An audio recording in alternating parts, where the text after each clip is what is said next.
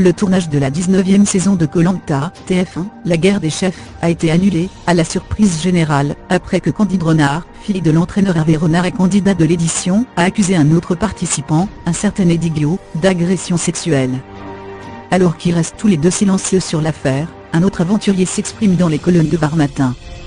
À lire aussi Miss France, tricherie à l'élection de Miss Aquitaine. Une candidate balance. Recherche appartement ou maison, une candidate balance sur un agent immobilier vulgaire, fausse, abîmé en vrai. Un candidat balance vulgaire, fausse, abîmé en vrai. Un candidat balance Aurélie de Tremont, vulgaire, fausse, abîmé en vrai.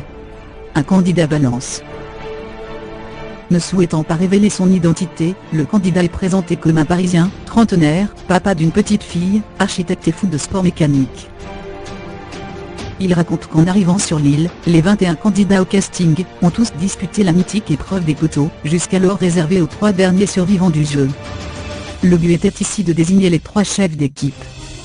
Celle des jeunes, dont fait partie l'informateur anonyme, était équilibrée, tandis que celle des rouges était composée de sportifs. L'équipe des bleus, dont faisait partie Candide et Eddie, était différente. J'ai rapidement vu que certains n'étaient pas là que pour le jeu, la compétition, le sport et l'esprit de l'émission, a déploré le candidat. Et de s'expliquer un peu plus, entre concours de muscles, gaminerie et simagrée, je trouvais cela insupportable.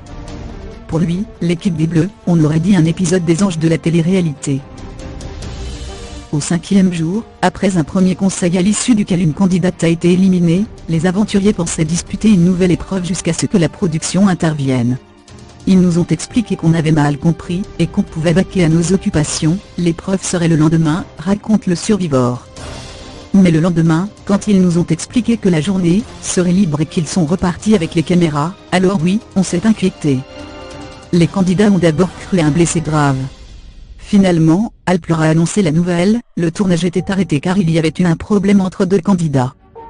L'un avait atteint à l'intégrité physique de l'autre avec différents degrés de responsabilité, poursuit-il. Bien que soulagé d'apprendre qu'il n'y avait pas eu de mort comme en 2013, le candidat est anéanti par la décision de la production. Ils ont tué mon rêve. J'étais bien. Je savais que j'allais gagner, car cette aventure était taillée pour moi.